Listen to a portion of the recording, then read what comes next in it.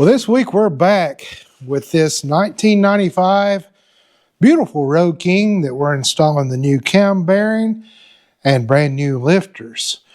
So welcome back to Butler Customs cold motorcycle shop.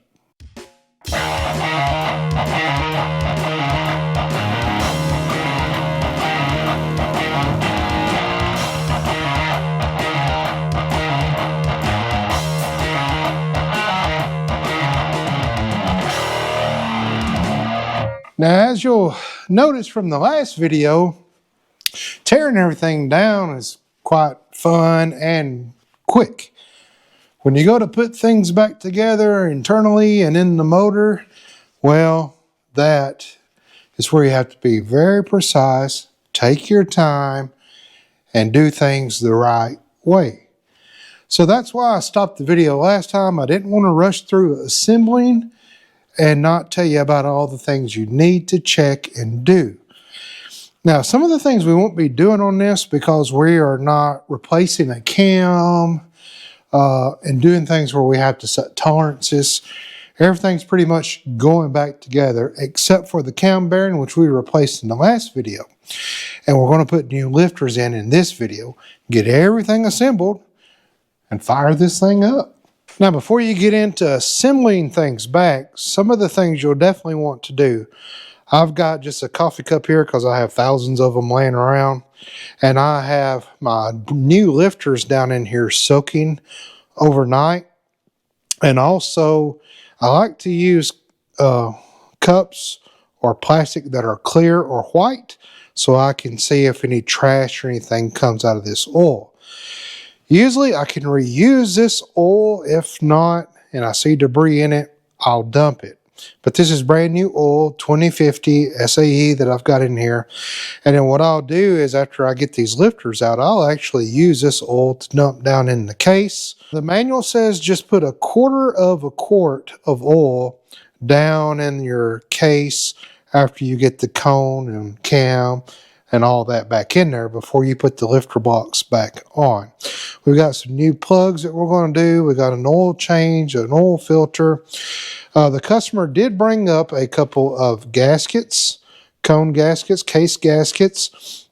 However, it did not come, he did not send me any lifter block gaskets or exhaust gaskets or gaskets for, or O-rings for the Pushrod tubes.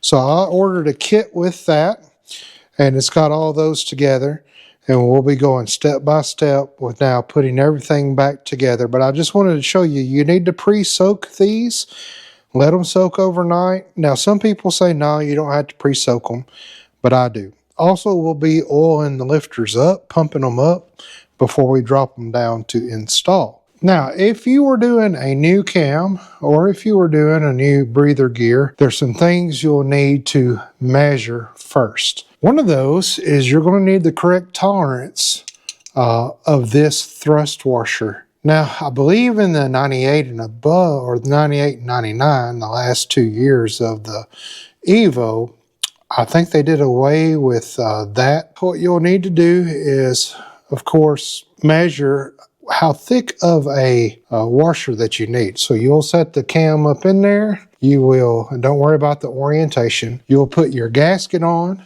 You'll put your cone back on. You'll tighten 4 of those down, of your bolts down. Then you'll take you a filler gauge and you'll get behind here with the lifter blocks off. And you're looking for a tolerance between the case and the cam shaft. So there's got to be a certain tolerance there that you're going to need. So you put it on dry and you check that tolerance out. Also on your breather gear, this right here comes in different sizes, different thicknesses. So you'll need to put this in, wiggle it, don't worry about timing like I said. Then you'll want to put your gasket on, not the cone, but just your gasket.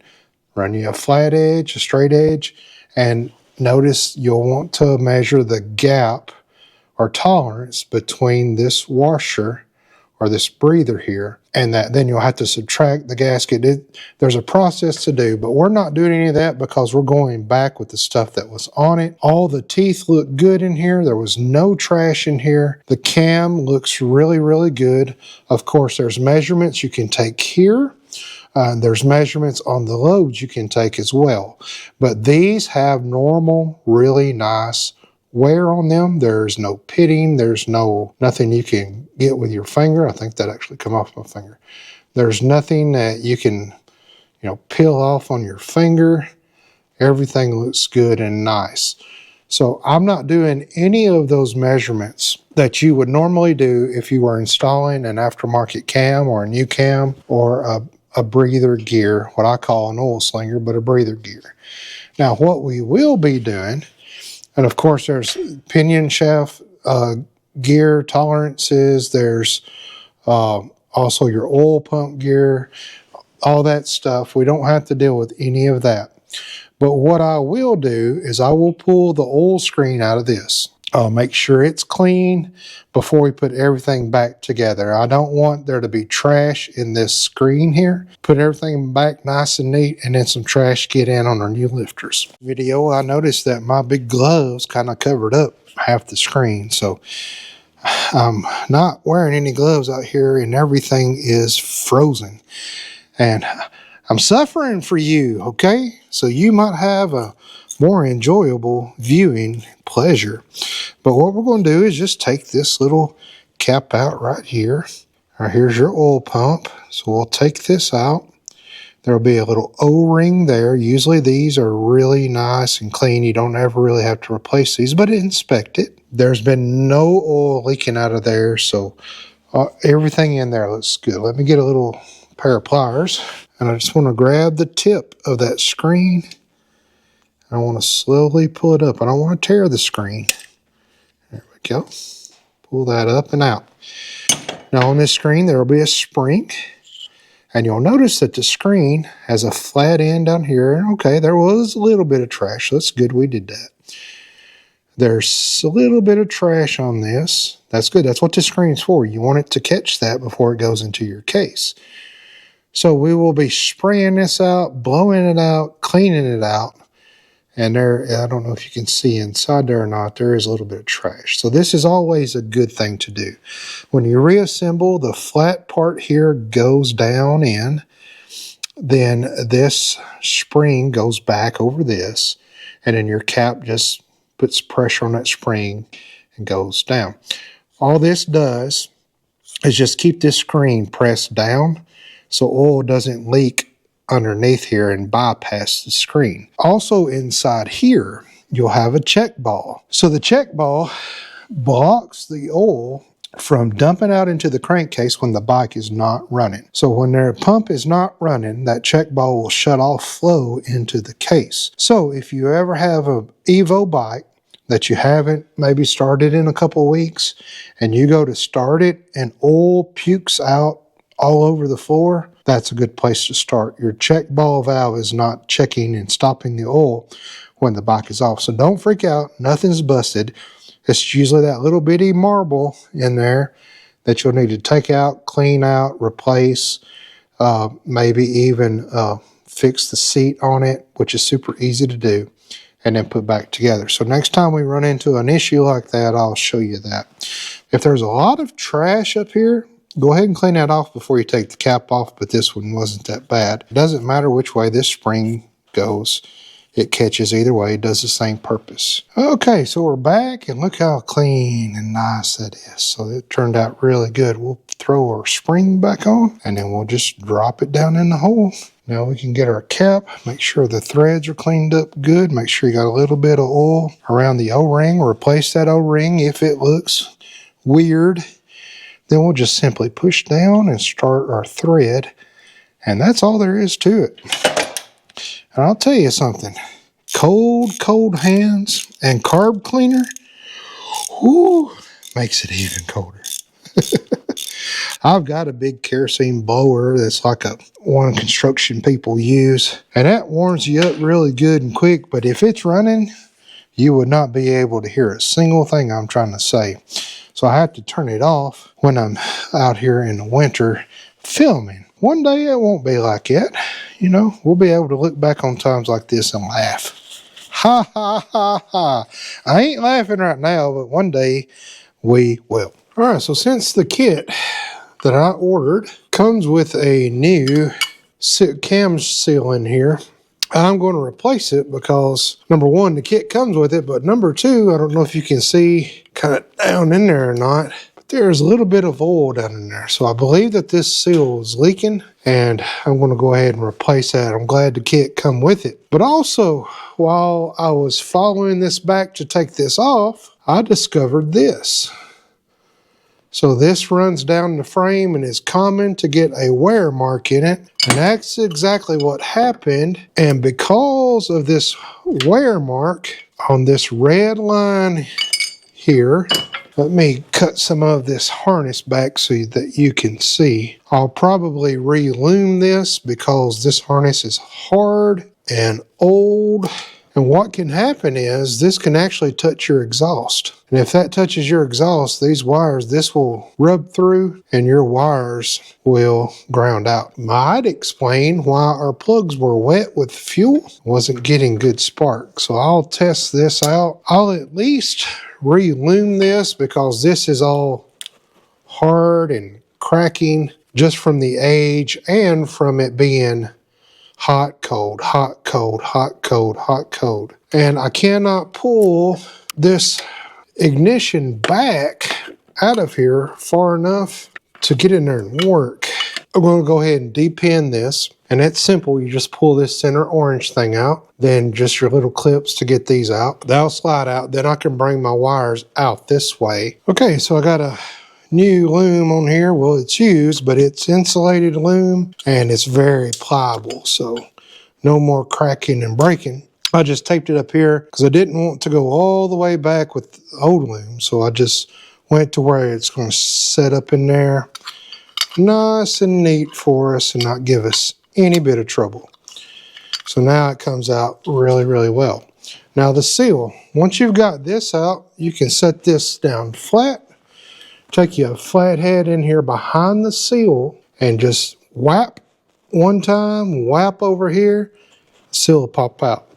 To put a new seal in, flip it over this way. Take your seal, oil it up, set it down in there. It'll kind of set flush. And then I took a 27 millimeter and it fit down over the seal but inside the hole and just tapped. I lightly tapped. These seals are very thin. So don't go hammering on it. Just tap a little at a time until it gets down and it seats in there.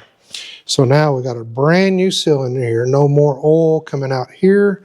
You can see the oil that was kind of in there. Now we're ready. This is done. We're ready to run this back through, put our connectors on. The connectors are super easy to do. All right, so on this connector, your bike might be different. The green will go in here and it'll go up till it snaps. The black will go in here. It'll go up till it snaps. The red at the bottom, it'll go up until it snaps. Now once they snap, kind of pull on them. Make sure they're snapped in. Then you'll just simply take this little keeper. So the nose end goes down. And then I'll take my little pliers and I'm just going to push it to lock it in. Now this is done. All right, it's back together. So we're ready now to go in with our cam. We make sure our thrust washer is on the back of that cam. I'm going to lube the cam up really, really well. And in here as well, where the cam's going to ride on our brand new needle bearing. I'll roll that all around. Just a little bit on these gears here, because I'm going to be sliding this in right like that. Okay, so dash and dash lined up perfectly. Now we're ready for our breather gear, oil slinger, whatever you want to call it. I want to find my little mark there. I'm going to go right in here to where that lines up perfectly with this dot right here. I want to make sure my spacer is on there. Now I'm going to go with the gasket provided by the customer because he just might like that kind of style of gasket. And I'm going to put it over the dowels and it'll hold it. Now the cone will have two bushings. You'll have a bushing here for your camshaft and a bushing for the pinion shaft here. So I'm going to oil in here and oil in here. Of course, inspect these. These look great, nice and clean. But inspect them. Make sure the mating surface on the cone is nice and clean and flat. Now remember, you're working with a seal here.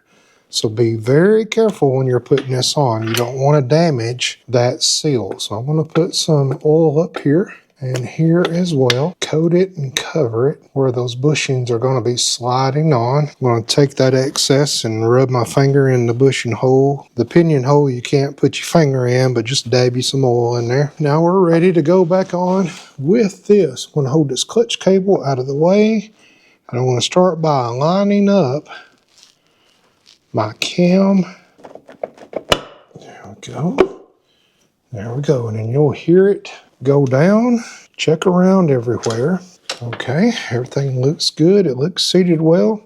Now what you'll do, get your rubber mallet and just tap around here. You need this to be seated well. It might sound like it is, it might look like it is, but double check by dead blowing around here, just so you know that's on there. You don't want to use your bolts to draw it in and finish drawing it in. That could be really bad. Okay. Got everything buttoned up, torqued down. Now, I went to turn the camera off to move the camera up where you could see up here, and it turned on. So I don't know what I missed.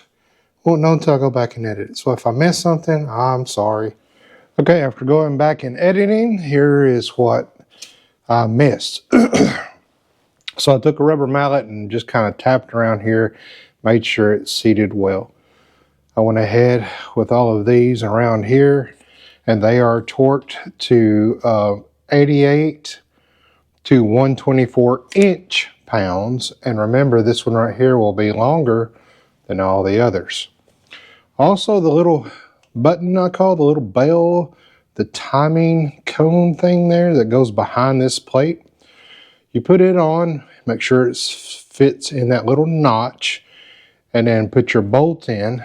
I blue Loctite that bolt, and it is set to 43 to 48 inch-pounds. Be very careful with that little bolt that sets back behind here. If that snaps off, you're pulling the cam back out and trying to get that bolt out of that cam. So be very careful with it. I go on the low end of about 43 inch-pounds on that. Then I just went ahead and put my timing back up there where it was marked for me, and went ahead and put these on as well, tighten them down. I'm going to leave this off in case we have some ignition issue, because the way those plugs looked, I did not like that. The wetness of it, the smell of gas, we might have a spark issue. So I did put this new loom in. I'm hoping that by repairing some of that, maybe that helped out. I did reroute this and hooked it all back up. It's nice and neat. It's out of the way. It's not going to go anywhere or be touching the exhaust. So that's what you missed, and let's get back into the video. Oh, also, the kit did come with a new O-ring for this right here, the little cap. So I did put that in. Before we do anything else and put anything else back together, I want to rotate the tire and just watch the cam. Make sure it turns nice and smooth. Make sure no gears are locking up. Make sure everything got seated well, because if not, this is the time to take it apart and fix whatever the issue is. So I want to get you up here and let you see down in here. Okay, so I hope you can see down in there well enough that as I turn, you can watch things move. Now, if you were checking for your tolerance, your cam tolerance, this right here would be where you would check it. But of course, we're putting the same cam back in. So now it's still in gear, and I'm just slowly rolling. I just want to make sure everything feels good and smooth. There's no catch, there's no popping. Everything feels good and smooth. All right, very, very good. Okay, we're ready to go back in with our new lifters. I got the old lifters out, got everything cleaned up on the bottom, and I left the rings in here, the old O-rings. We'll change them out once we get this on. But now we're ready to put these new lifters in here. The manual says when you put this on, this is your front. It doesn't matter the orientation of the lifter, where that hole is for your oil. If it's pointed this way, or if it's pointed this way, or if they're both pointed in, or if they're both pointed out, the manual says it does not matter. When you look up in here, you will see a hole on this side of this chamber, and you will see another hole on this side of this chamber. So as this sets on the bike, if I'm on the right side of the bike, this is the front cylinder, my oil hose that feed into my lifters, or that my lifters squeeze out, is going to be oriented this way and this way. So that's how the old lifters were. I want to put them back in that same way, where the oil holes are lined up with the holes in this block. We'll just go ahead. I've got my oil here. It is messy. That's just part of the job. We'll go ahead and pull this one up and out. And it's cold out here, so this oil is thick. Now the oil hole is right there. Now it says nothing about pumping the lifters up, just soaking them. But I'm going to go ahead and put a little spout on this oil hole, and I'm going to pump. When you see that air coming out there, I'm getting all that air out of that lifter. The manual will not tell you to do that, but I just like to do that. I need a new oil pump. There we go.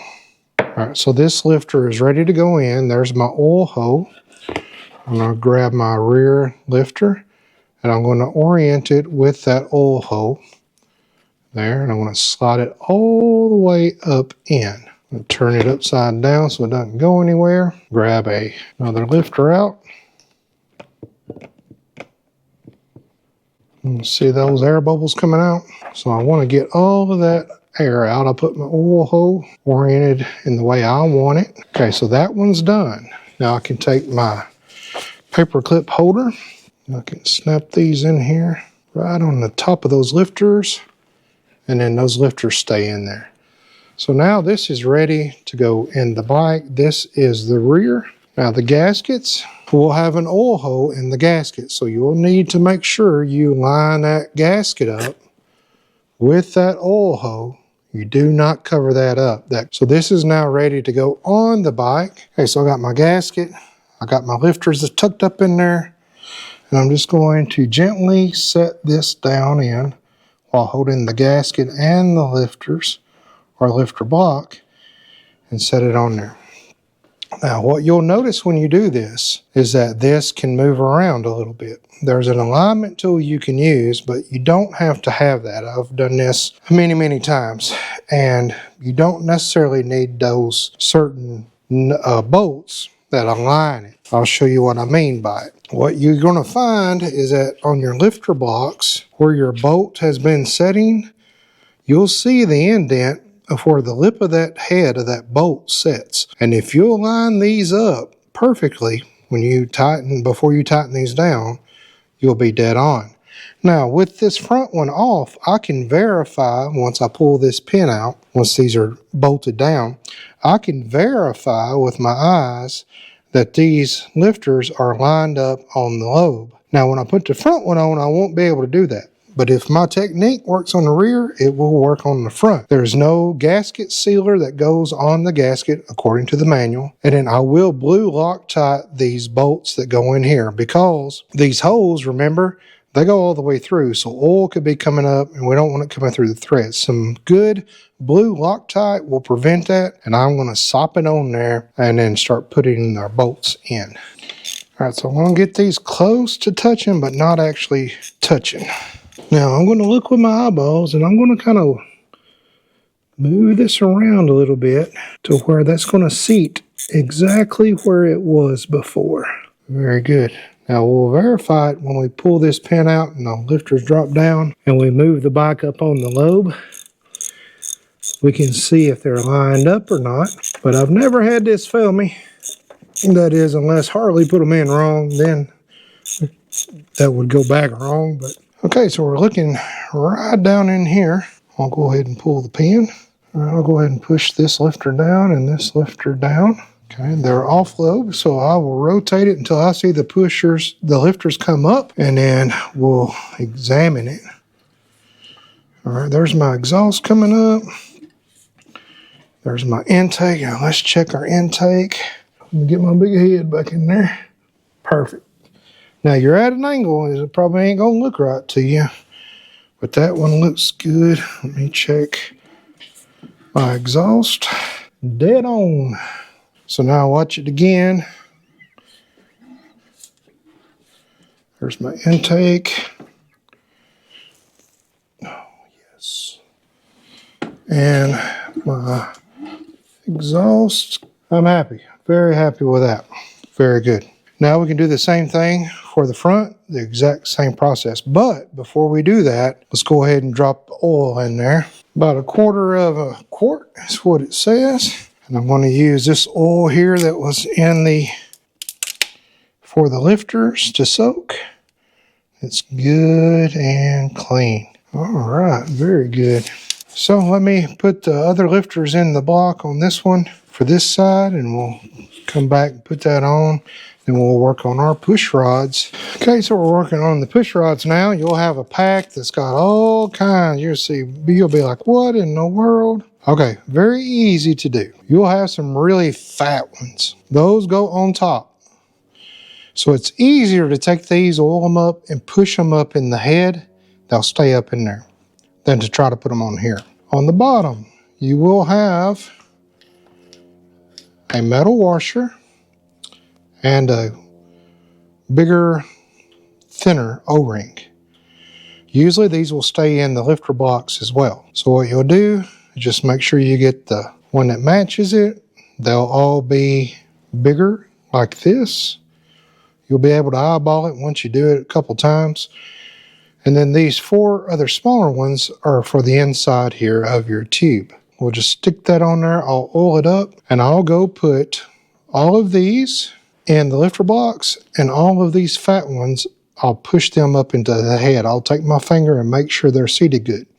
Now, before you put these on or in, take you a clean rag and clean off around where these are going to set. That'll really help you to get a good seal, because the last thing you want is to put everything together and a little bitty push rod tube seal, O-ring, be your culprit, just simply because you didn't clean some trash out that might have got up under there. Okay, all of the O-rings are installed, and when you put the ones up in the head, it's best just put it on your finger like that and find the hole, but then go back around and push all the way around. You'll kind of feel it seat up, and that's important. You want it to be up in there flush. So you should be left with a set of 4 that go on the inside. So this one right here is for the front intake. So I'll go ahead and just slide the rod out.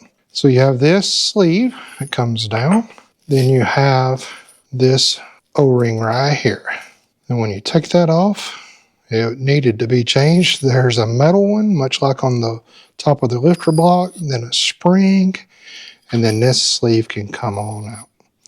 So what we want to do is, of course, clean all this up really good. So we want to make sure we spray this off, clean it off, leave it up. Usually it'll wipe off and clean off really, really good. But if it is gritty like mine are, spray something on there, make sure you get all that off. But they usually just kind of clean up really good.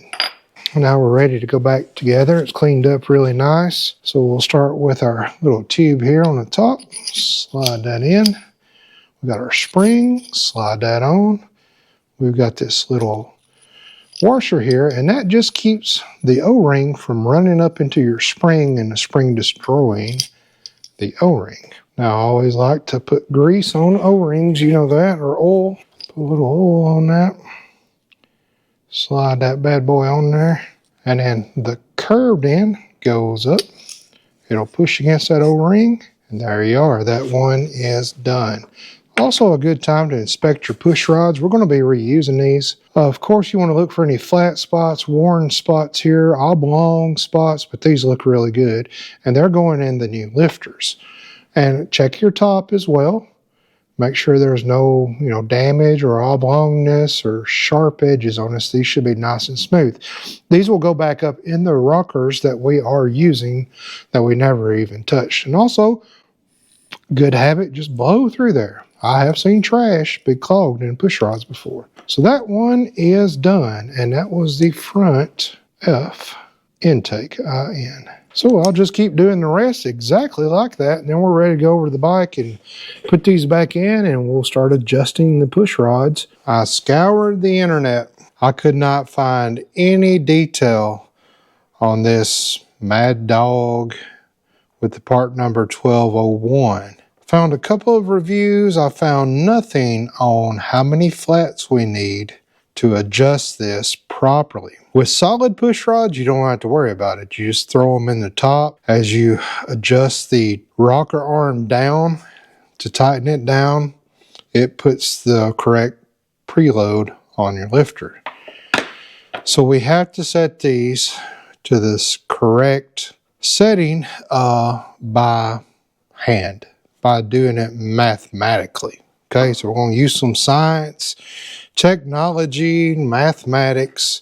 It's not as hard as it might sound. Okay, so here's one of the old lifters, and boy, I'm glad we changed those lifters.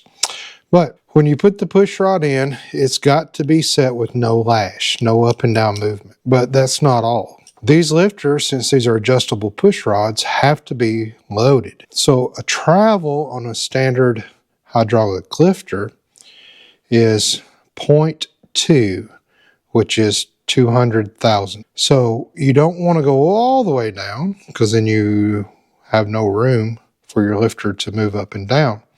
So a proper preload would be about half, which would be 100 thousandths, 0.1. Some people like to go a little bit over, just to kind of cut down on a little bit of chatter or any kind of noise. So when we get to the halfway point, if we wanted to go a flat or two more tighter, we could go down just a little bit and would be fine. That would work out to about, maybe 120 thousandths down, which would be a little bit more than half. So we want this lifter to get zero lash, okay? But then we want the lifter to go down halfway, so 100 thousandths. So how do we know how far to move this out? Well, there's a calculation you can do that'll tell you. Now, there's tons of ways to do it. This is just the way that I do it. Kind of works best for me. So I will take this adjuster all the way off of the push rod, all the way off.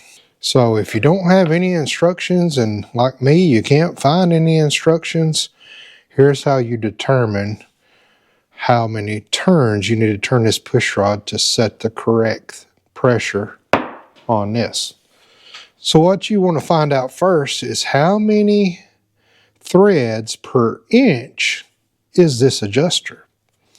Meaning, when I turn this in, how far does it take, how many turns does it take, revolutions, does it take to go all the way to an inch?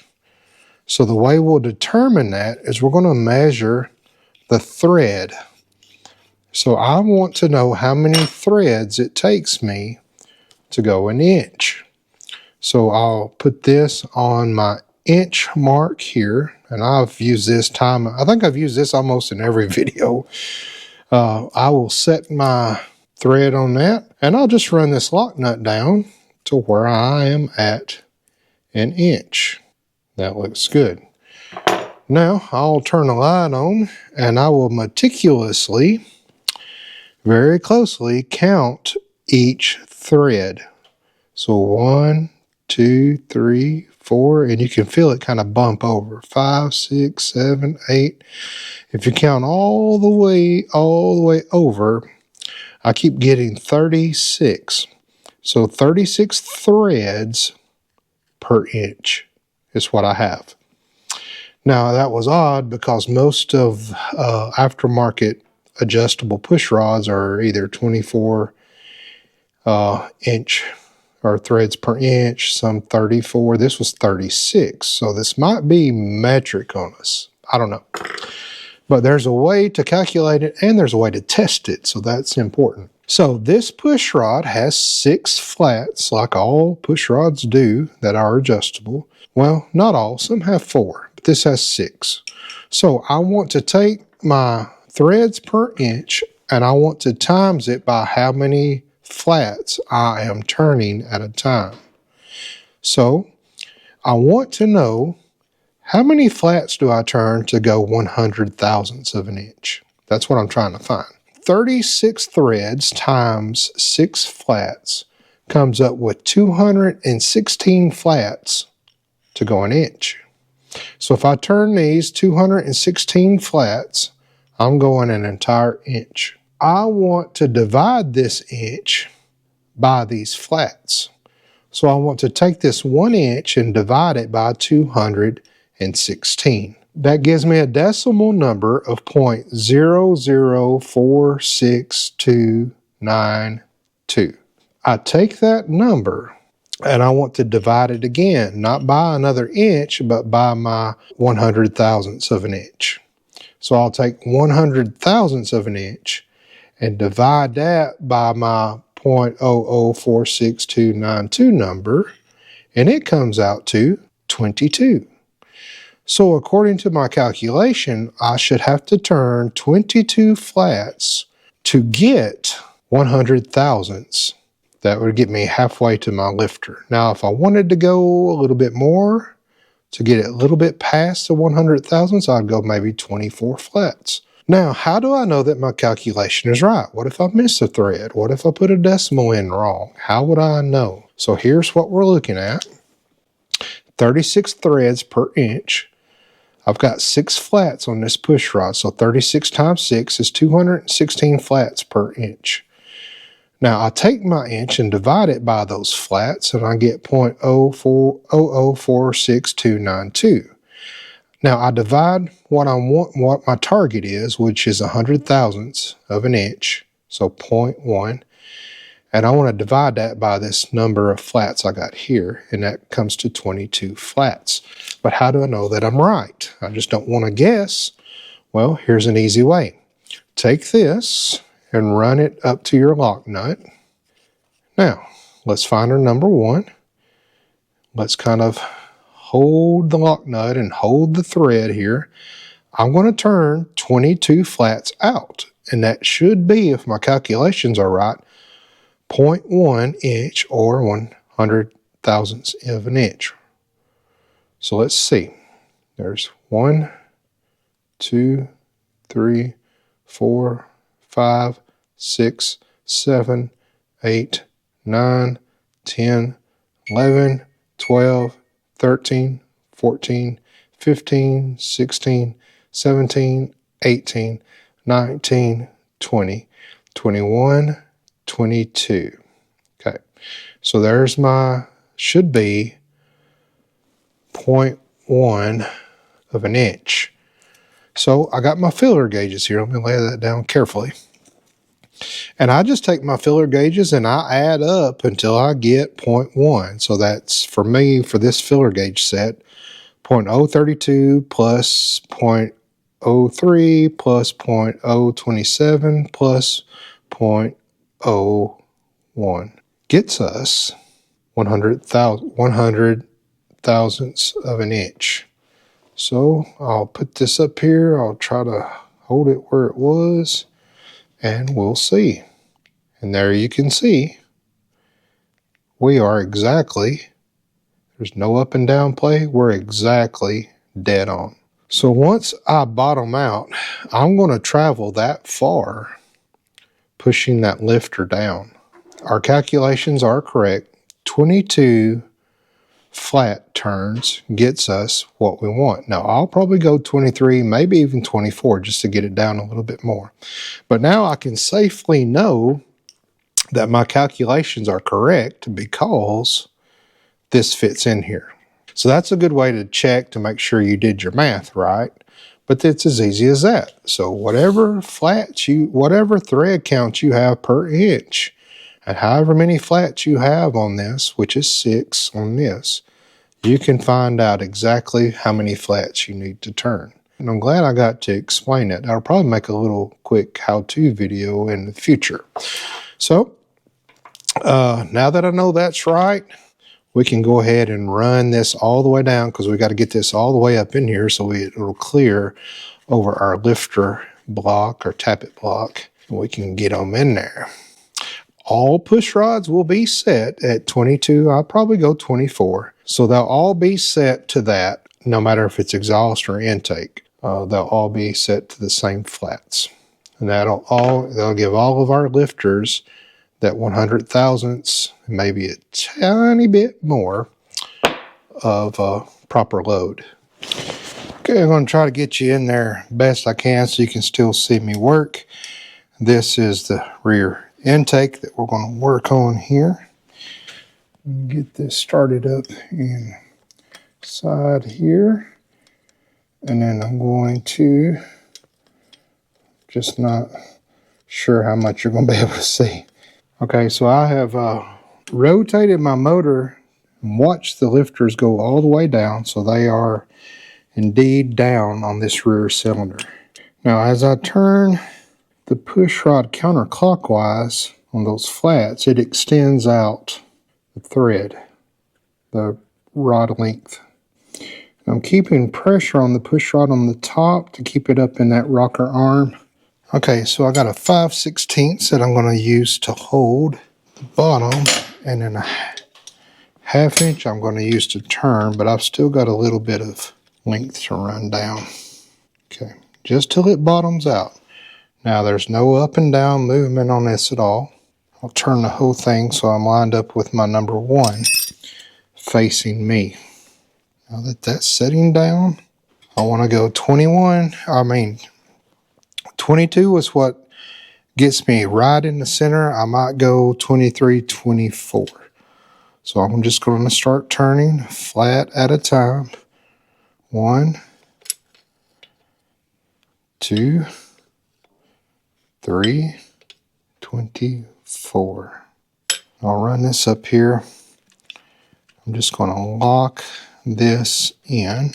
Now I want to hold that there, and I want to lock this and this in without turning that bottom as well. So I'm going to try to hold all 3 and tighten the middle one up. There. That's already spinning. That's off lobe. We'll see how that does. Let me take this off. It feels really good. It's spinning. There's no lash at all. Okay, I think that's good for us. I won't put it back down yet. Since it's already able to spin, I do want to rotate and watch my travel. So let me put this back on. So I'm looking down inside here. I want to see my travel. My exhaust is all the way up. There we go. Very good. Now I'm going to wait and let that bleed down because I want to verify that there's no lash in there. But when I looked at the travel, it looked really good. Very nice. Okay. I want to leave that there for like that at the moment. I want to get my exhaust back down all the way off the lobe. And I'll do the same thing. I've got to get this button up today so y'all can enjoy it over the weekend. We've got a winter storm heading in. So for all of you members, and we got a new member as well, so thank you very much for joining. A new standard member. But for all you members, you'll probably see a members only video this weekend of me and my family out doing dumb stuff in the snow. That's what we like to do. It's a family tradition when it snows here. Let's just go do dumb stuff. You know, can we take a car hood and tie it to a lot of horsepower and just, you know, pull, have fun, go through things? I don't know. Can we? So be looking for that.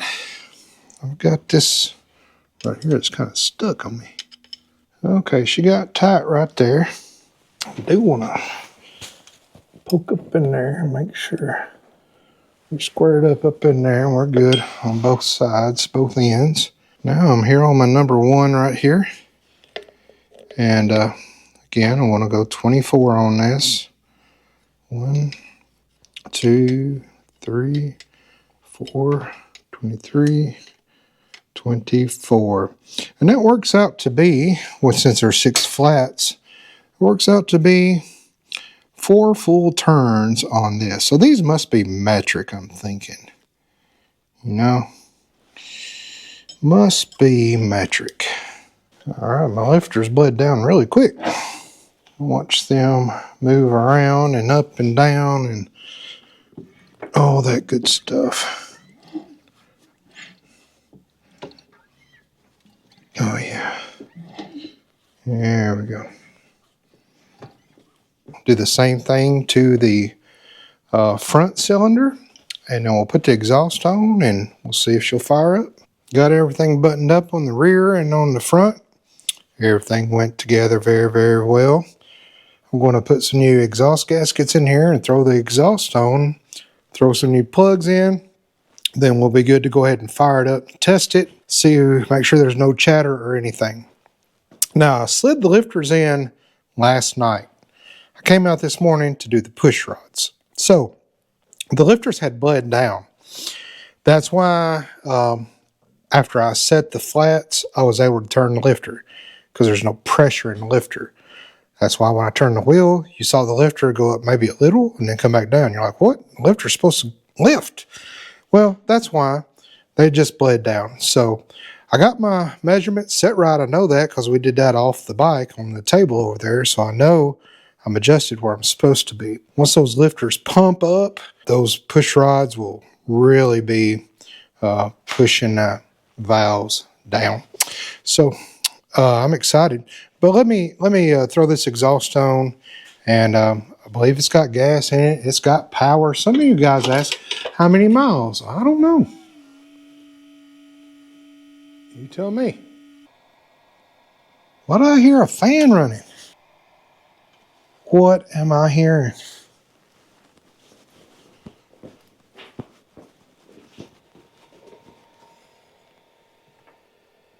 Oh, gosh. It's got one of those big LED lights. It's got a fan on it. I don't know what was running. This is for my fuel. That needs to be hooked up. Well, it's carbureted. It's not got a fuel pump on it. I don't know. Did we even see the miles? Okay, that odometer is not working. No, it's not working. Now, we do have the plugs out. We could go ahead and crank and make sure we got good oil pressure now that the push rods are back up and the tubes are on. Let's do that. Engine on. Ooh. Okay. Well, that just killed everything. Okay. Well, I did see that we had a plunger on the starter. So maybe I wasn't supposed to use that button, the starter button, because it just killed power on everything. So probably got a main fuse blown, or hopefully just a mechanical relay. Okie dokie. Well, we got more work on this thing to do than just lifters and cam bearing.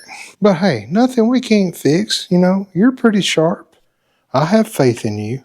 Well, just like that, we went from doing internal motor work to electrical work. Now, I know this video is probably up in about an hour length. Let's do a little bit of digging. See what we can find out. If we can get the bike to crank over, then there's no sense in putting the exhaust and stuff on if I got to get up under here and do some wiring stuff.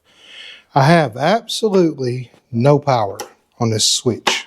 So maybe the switch connector kind of come out, which is common, because on my multimeter here, we've got 12.24. And when I hit this switch, Nothing happens. Now I do have the plunger here that's wired straight to this battery on the starter. So let me put it in back in neutral because it's in 5th gear now. And let's see if I can just hit that plunger to get the bike to crank over. Gears feel good, but without a switch, it probably feeds the relay. I don't know. Let's see. No, nothing on that. Where do we start? I start chasing wires, and I never could figure out what that... It almost sounded like a fuel pump pumping, but it doesn't have a fuel pump on it.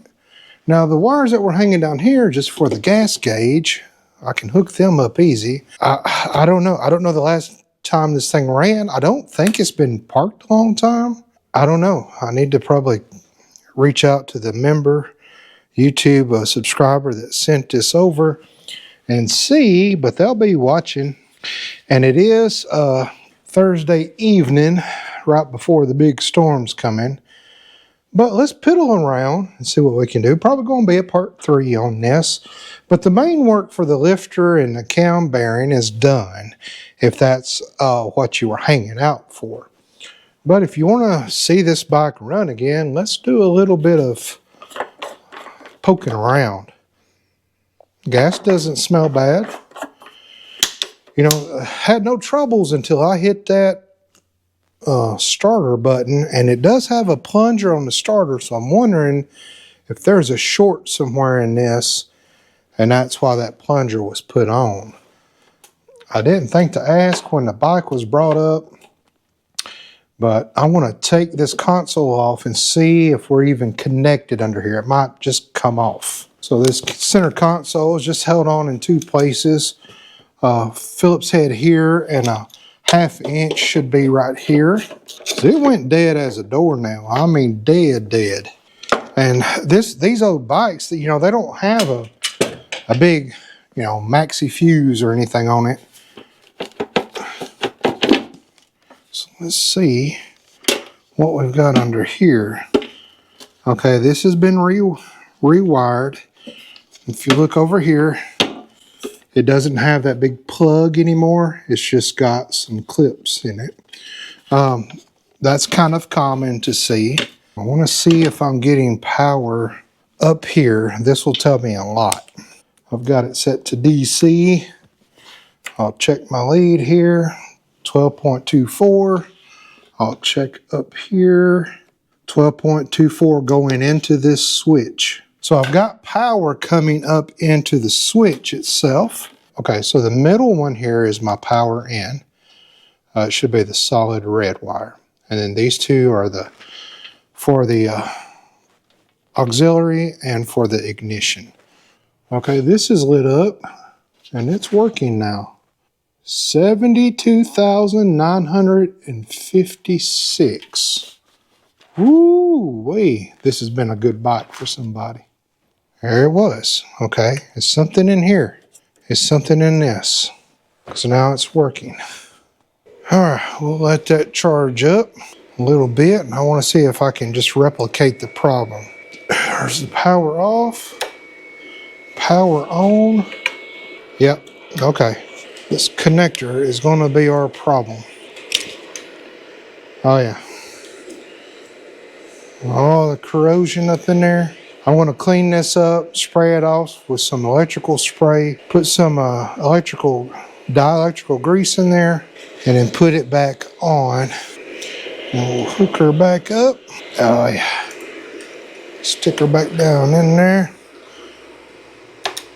There we go.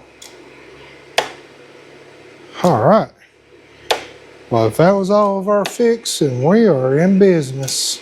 Now that I think we got our problem fixed, let's see.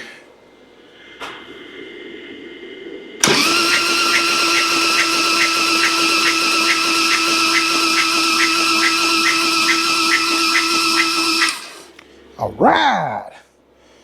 Oh, it sounded good over here too. I didn't hear any chatter at all. All right. Okay, got this back together.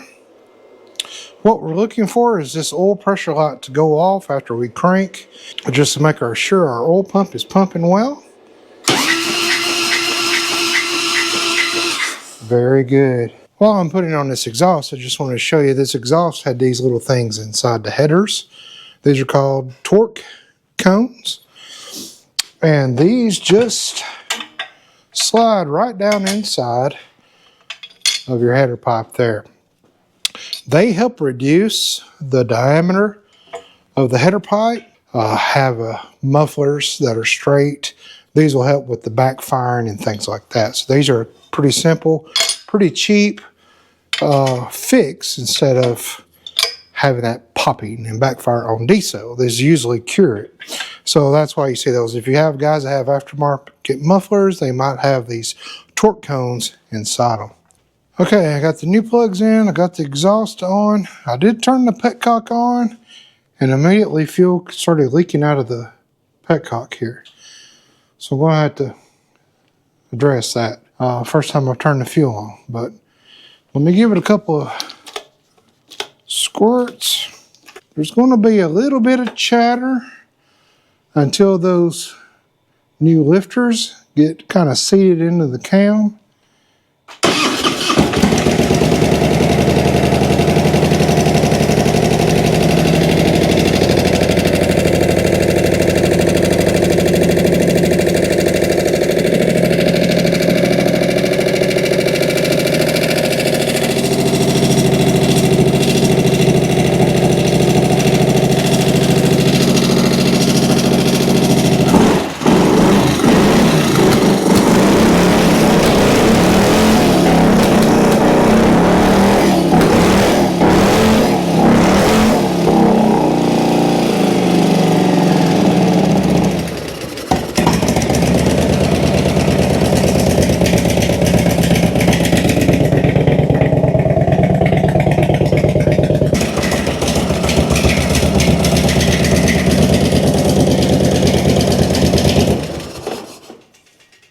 All right, I call that a success. Now, I'll come out here tomorrow during our Snowlopolis. I'll pull these tube clips off, push the tubes up, and then check my tolerances again.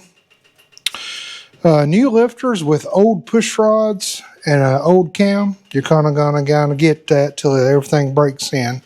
It's not excessive. It's not anything I would worry about. And Evos, they chatter. Now I will change the oil and the filter, and then I will put the floorboard back on and tighten that one brace up, and I will recheck these push rods and fix the leak on this petcock, but it's not leaking anymore. Maybe it's just where it's set for a while. Let's turn it on reserve and see. Yeah, okay, it pours out of reserve. All right, so I'll have to take this apart and rebuild it, but as far as doing cam bearing and the lifters, we did good on that. So thank you so much for hanging out in the shop with me this week, and tell your mom and them I said hi.